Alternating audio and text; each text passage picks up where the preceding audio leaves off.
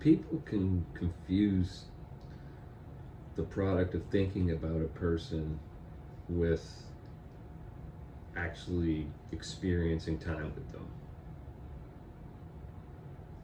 And in doing that, they can believe that they've got an actual impression of the person that goes beyond what could be deduced just by logic.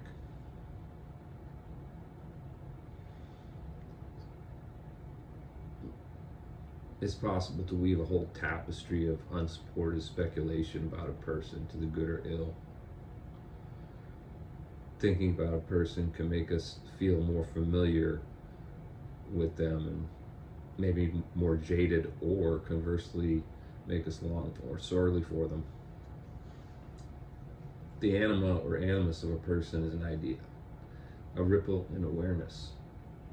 When the idea of a person gets wrapped up in that, it can create an obsession, especially if they can't be accessed in any way, experienced truly in any way. That frustration can motivate a search for how to deal with unwanted thoughts. And when that much attention gets put on one mental object that has so much energy behind it, to deal with that one thing and to surrender to the truth of it, as opposed to giving so much attention to an alternate of reality. It can make much more of attention aligned with the moment, and there can be a discovery in that. The change in perception can reveal the non-self nature of phenomena.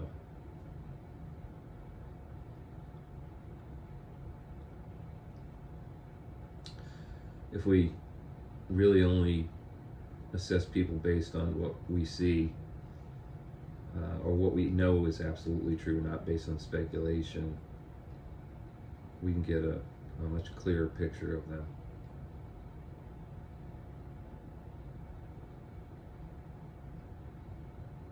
A less distorted view. It can make you just better disposed to people. Because really the only ones we have to worry about are those who have proven themselves to be treacherous with their actions, not just our speculations of them. Even though, some speculations can be valid if they're based on true history. But there is sort of a reward that comes with presuming to know nothing about another person's thoughts and refraining from having any imaginary conversations with the idea of them. We see them with new eyes every day.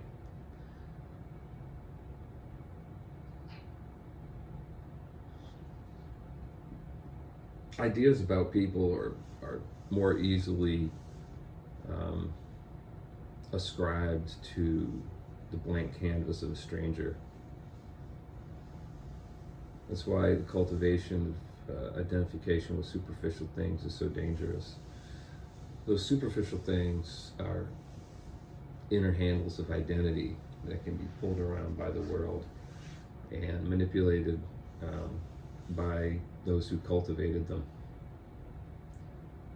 They've installed handles in you through conditioning, and then they can attack those handles and get you to move emotionally. And people tend to identify with the first idea that takes residence in them, and it becomes part of the conceptual self, and so it just automatically gets defended.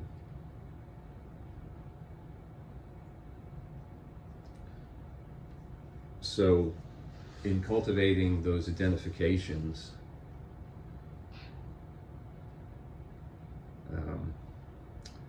it gives more opportunities to be in opposition to others. It trains individuals to have preconceived notions about total strangers.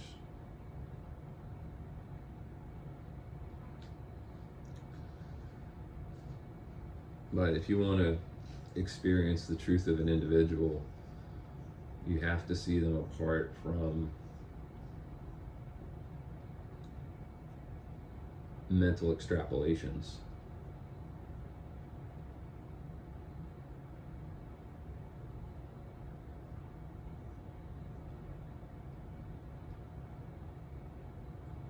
There's a difference between presuming to know a person's individual mind and knowing their personal history. You can know their life story, but not augment it with your own speculations. That can keep your attention fresh on them. It makes less potential for conflict or misunderstanding. You can more quickly assess a person if you're focused on them in this moment than on your own idea of them. It's like less time will be spent processing ideas, which leaves more bandwidth for attention for observation. So it's like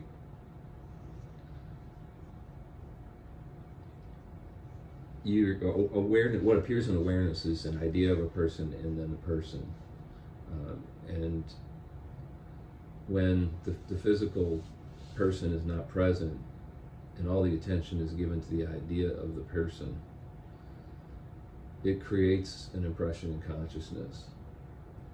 And while it might be conceptually understood that those ideas are just ideas, to the extent that they push emotional buttons, they can affect the way that you interact with somebody. When we don't have jaded eyes for them because we hadn't been kicking them around our heads so much, we see them with fresh eyes every time. And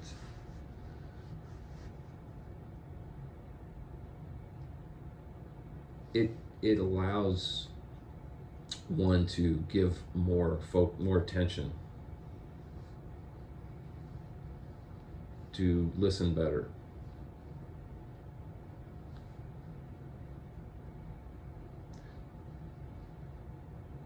and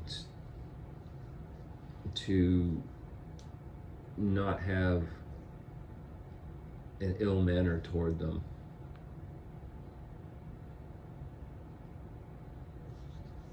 But to be more open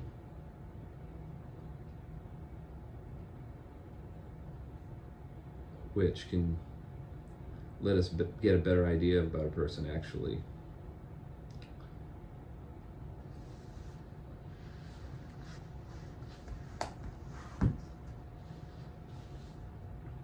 People can read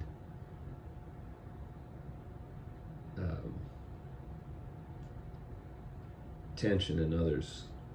The police can talk to a person and know that they're nervous for some reason.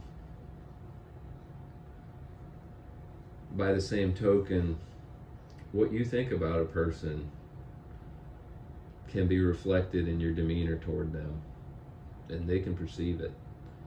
It's both physical observation and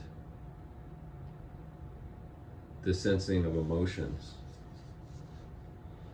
People can express emotions through the filter of their ideas about each other. And those are perceived like a light shining through a lampshade. The color of that lampshade can be perceived.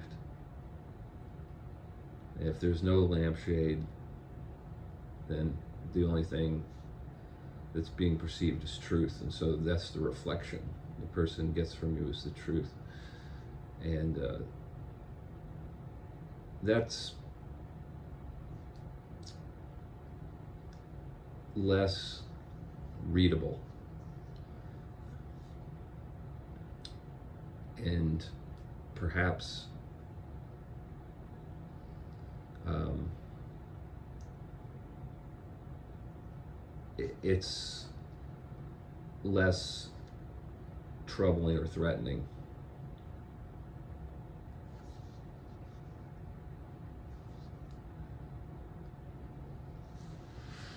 So the tendency to project ideas onto the identity of others and then unconsciously hold them accountable to those ideas,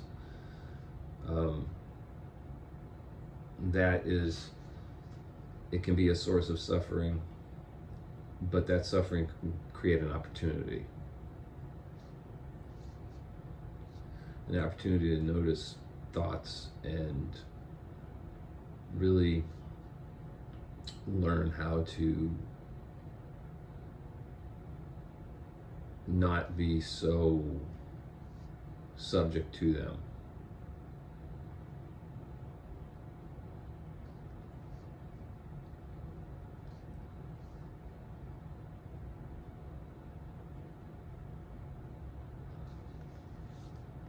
And that can create, it's an opportunity to discover the connection between identification with phenomena and the state of being.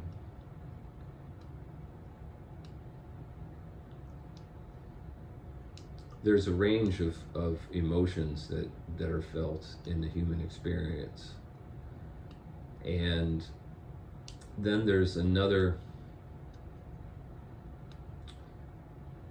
type of phenomena that, once perceived, cannot be forgotten. And yet, it's only retained if it happens to an adult. The change, the hindsight can only be seen through the eyes of one who has first cultivated a conceptual person to be identified with. The child already experiences this sense of energy, but there's an amnesia of states that once that I thought has branched out into particulars, the loss of the perception of the energy body, it's just not remembered. But when rediscovered through stillness and focus, one-pointed mindedness,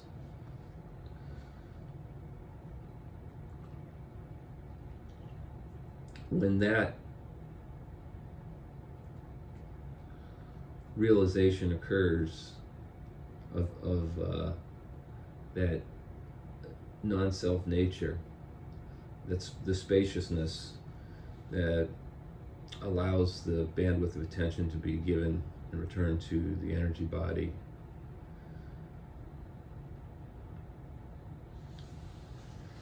then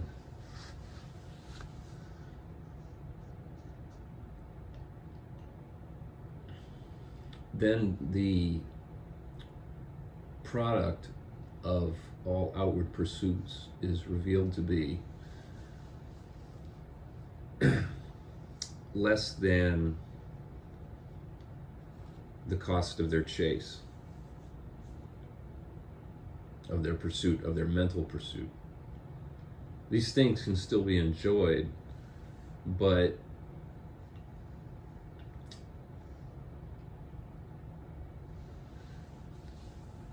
the opportunity cost of the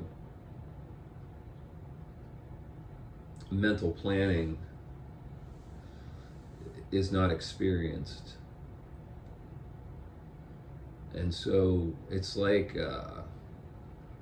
increasing the constant in like a linear function, C,